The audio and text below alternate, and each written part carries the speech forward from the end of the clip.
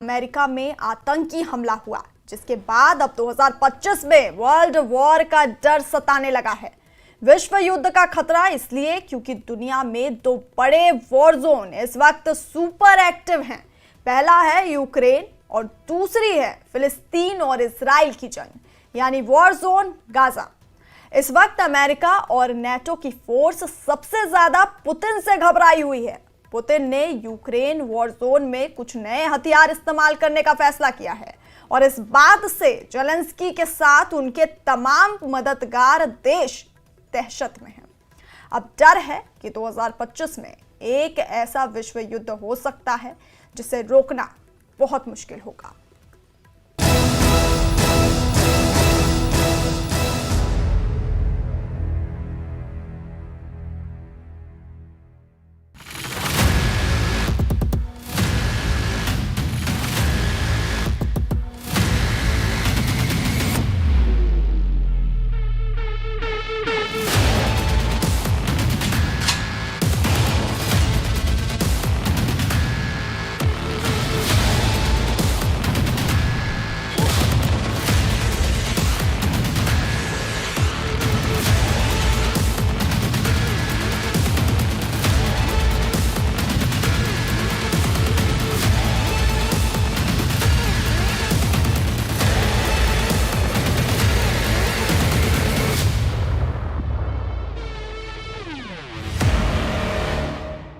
विश्व युद्ध 2025 100 देशों का महायुद्ध।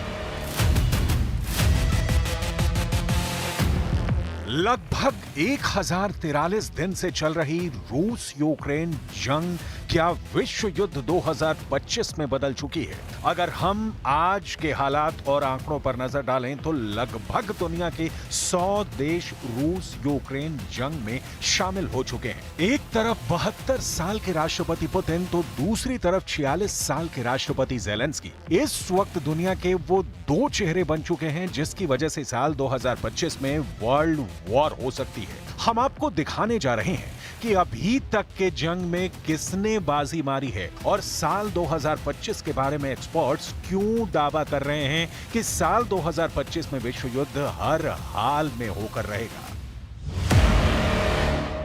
1043 दिन से युद्ध, अब 2025 में विश्व युद्ध।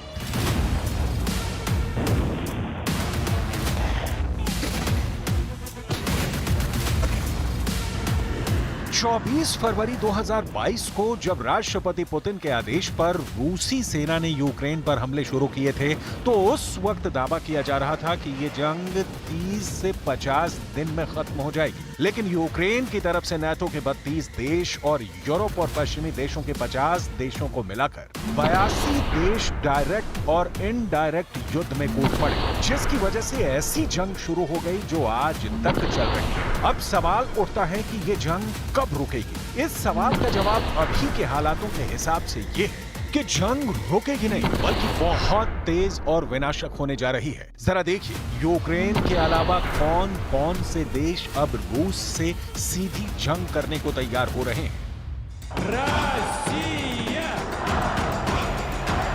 Президент України, Верховний Головнокомандувач Збройних сил України Володимир Зеленський।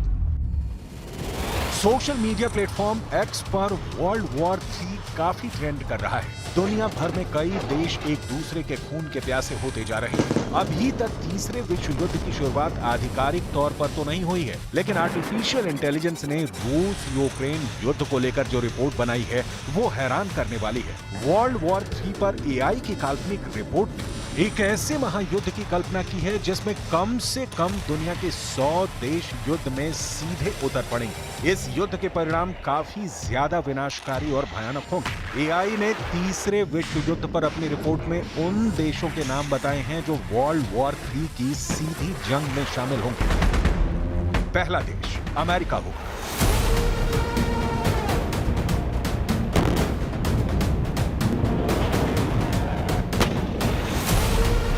अमेरिका ही यूक्रेन को घातक हथियार और सैन्य सहायता दे रहा है। अमेरिका ही तीसरे विश्व युद्ध को नाटो की तरफ से लीड करेगा, आखिरी दम तक जंग करेगा।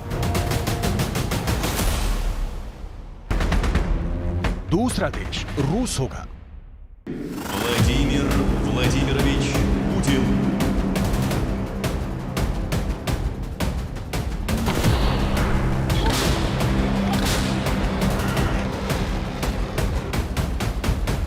रूस 3 साल की जंग के बाद तीसरे विश्व युद्ध में सबसे भयानक हमले यूक्रेन से लेकर यूरोप तक करेगा। रूस को जंग में हराने की कोशिश दुनिया के लिए विनाशकारी साबित हो सकती है।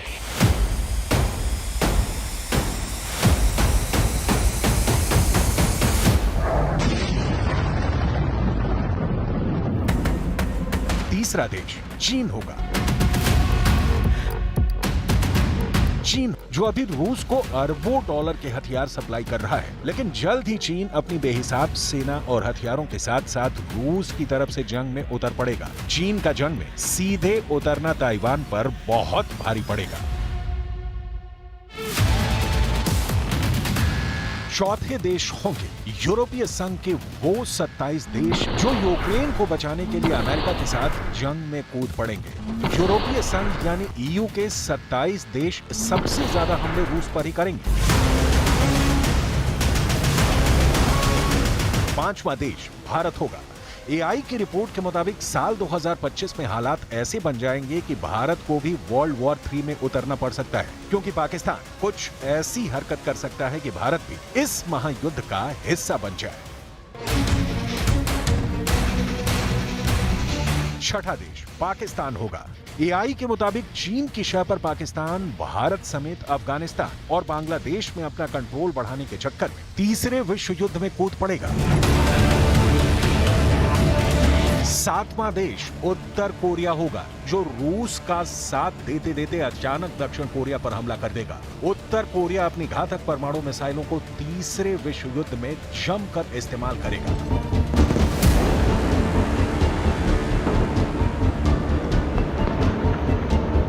आठवां देश ईरान होगा, जो लेबनान, सीरिया और गाजा में इजराइल के भीषण हमलों के बाद मिडिल ईस्ट में तीसरे विश्व युद्ध का सबसे बड़ा खिलाड़ी साबित हो सकता है। हो सकता है कि तब तक ईरान परमाणु बम और मिसाइलें बनाने में कामयाब हो जाए और इजराइल पर विनाशकारी हमले कर दे।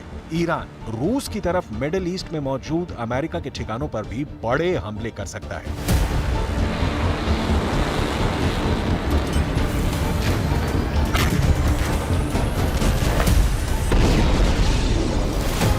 नौवां देश इजराइल होगा, जो मिडिल ईस्ट में अमेरिका के साथ मिलकर Iran, Syria, Yemen, Lebanon, Iraq और तुर्की जैसे देशों पर भीषण विनाशकारी हमले कर सकता है। मौजूदा हालात में इजराइल के प्रधानमंत्री नेतन्याहू पूरे मिडिल ईस्ट में भयंकर हमले की चेतावनी पहले ही देख चुके हैं और इजराइल अभी पूरे मिडिल ईस्ट में अंधाधुंध हमले कर रहा है।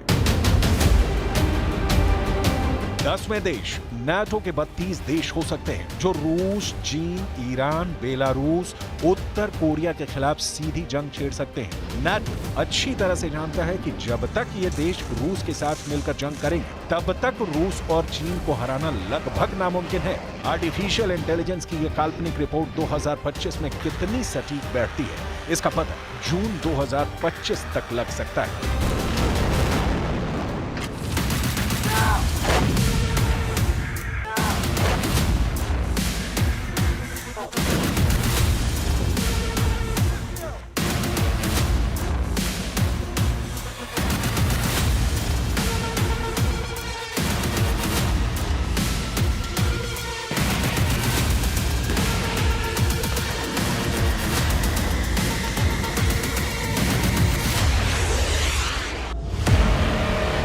ट्रंप नहीं रोक पाएंगे जंग, Ukraine to Europe mission.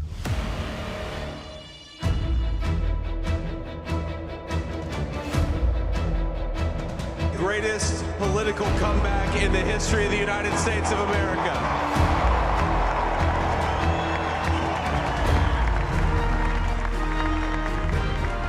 And under President Trump's leadership, we're never going to stop fighting for you, for your dreams, for the future of your children. And after the greatest political comeback in American history, we're going to lead the greatest economic comeback in American history under Donald Trump's leadership.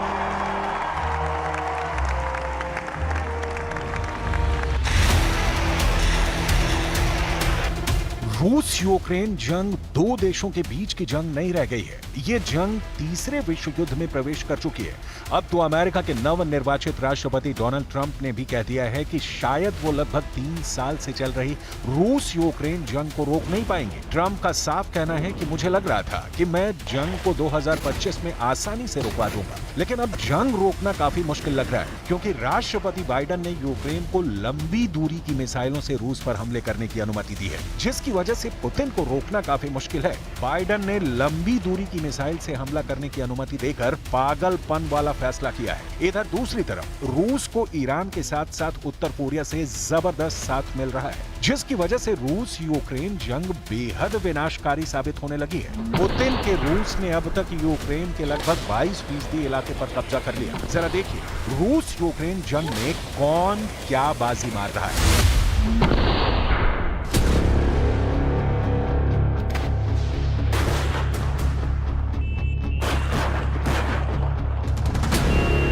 रूस Ukraine जंग में Ukraine की स्थिति बेहद नाजुक और विस्फोटक हो चुकी है। जरा 34 महीने से चल रही जंग के ये आंकड़े देखिए।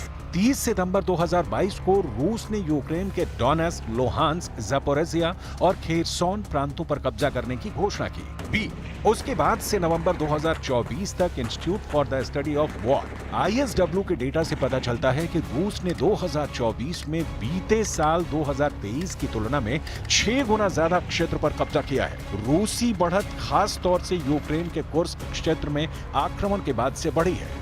सी ISW की रिपोर्ट कहती है कि पुतिन का रूस अब तक ज़ेलेंस्की के यूक्रेन में कुल 1,10,649 वर्ग किलोमीटर जमीन पर कब्जा कर चुका है। लगभग यूक्रेन के 22% इलाके पर रूस का कब्जा हो चुका है। ISW के आंकड़ों से पता चलता है कि पुतिन की सेना ने 2024 में यूक्रेन के लगभग 2700 वर्ग किलोमीटर क्षेत्र पर कब्जा कर लिया है। वहीं 2023 में पूरे साल में रूस ने यूक्रेन के 465 वर्ग किलोमीटर क्षेत्र पर कब्जा किया है। ई किंग्स कॉलेज लंदन में रक्षा शोधकर्ता डॉक्टर मरीना मेरोन का कहना है कि रूस इसी रफ्तार से आगे बढ़ता रहा तो यूक्रेन का पूर्वी मोर्चा ढह सकता है। रूस ने इस साल 1 सितंबर 2024 से 3 नवंबर 2024 के बीच 1000 वर्ग किलोमीटर क्षेत्र पर कब्जा किया। ये दिखाता है कि हाल के महीनों में हमले तेज हुए हैं। इस दौरान यूक्रेन के खार्किव क्षेत्र में कुपियांस्क और कोराखोर रूस के निशाने पर रहे हैं। वहीं यह डोनेट्स्क क्षेत्र में प्रोक्रोव्स्क के प्रमुख रसद केंद्र के लिए एक कदम है। 4 लेकिन उसके बावजूद यूक्रेन के Kharkiv, Sumy, Mykolaiv, Zaporizhzhia, Kherson भी रूस के कंट्रोल में आता जा रहा है।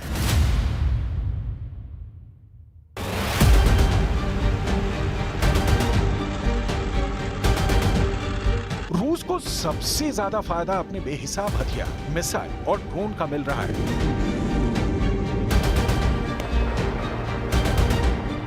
यूक्रेन के पास भले ही नेटो के 32 देशों के हथियार हों, लेकिन 34 महीने की जंग में यूक्रेन ने जीता कम है, कमाया बहुत ज्यादा है।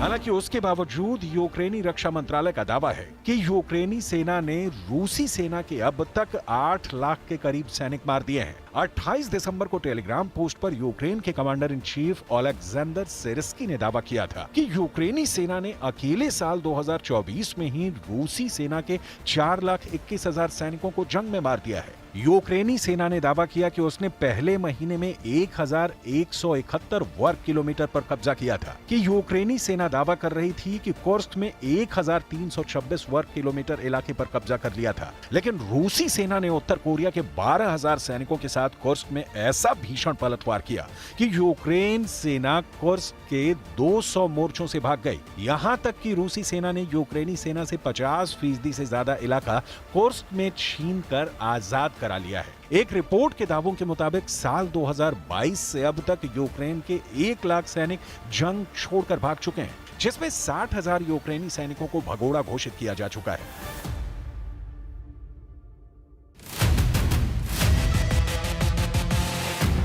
इस वक्त यूक्रेन की तरफ से America, Britain, France, Germany, Poland और 3 बाल्टिक देश एस्टोनिया, लातविया और लिथुआनिया रूस के खिलाफ जंग में उतर चुके हैं। यूक्रेन के पास अमेरिकी F-16 लड़ाकू जेट, अमेरिका की लंबी दूरी की आर्मी टैक्टिकल मिसाइल, अमेरिका का हिमार्स रॉकेट सिस्टम, ब्रिटेन की स्टॉर्म शैडो मिसाइल, अमेरिकी अब्राहम टैंक, अमेरिका का ब्रैडली बख्तरबंद लड़ाकू वाहन, ब्रिटेन का चैलेंजर टैंक, जर्मनी का लेपर्ड टैंक,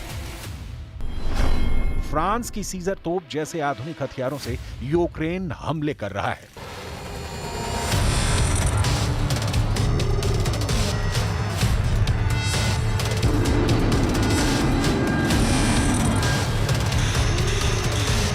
अब आप ये भी जान लीजिए कि 34 महीने से ज्यादा की जंग में यूक्रेन कैसे कंगाल हो चुका है। नंबर 1, नवंबर 2024 में विश्व बैंक की रूस यूक्रेन जंग पर हैरान करने वाली रिपोर्ट सामने आई है, जिसके मुताबिक नंबर 2, रूस के हमले से यूक्रेन को सीधे तौर पर 152 अरब डॉलर का नुकसान हो चुका है। नंबर 3, यूनाइटेड नेशन का कहना है कि यूक्रेन को दोबारा खड़े होने में कई साल लग जाएंगे और इसके लिए करीब 486 अरब डॉलर यानी करीब 41 लाख करोड़ रुपए की जरूरत होगी। नंबर 4, यूक्रेनी संसद की बजट कमेटी के हेड राक्सोलाना का अनुमान है कि युद्ध के दौरान यूक्रेन को रोजाना 14 करोड़ डॉलर यानी करीब 1200 करोड़ रुपए का नुकसान हुआ है।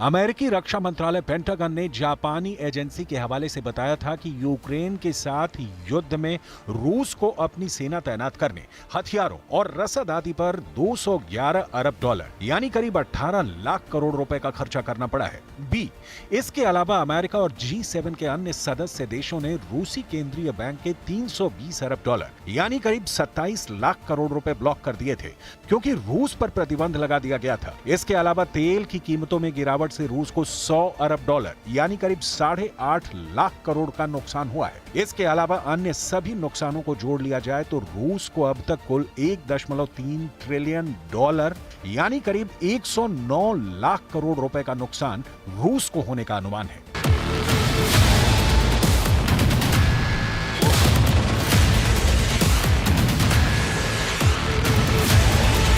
अब ऐसे हालात में अगर 2025 में तीसरा विश्व युद्ध शुरू होता है तो आप अंदाजा लगा लीजिए कि विश्व की अर्थव्यवस्था को कितना भीषण नुकसान होगा। हो सकता है कि तीसरे विश्व युद्ध में कई देशों का वजूद ही मिट जाए।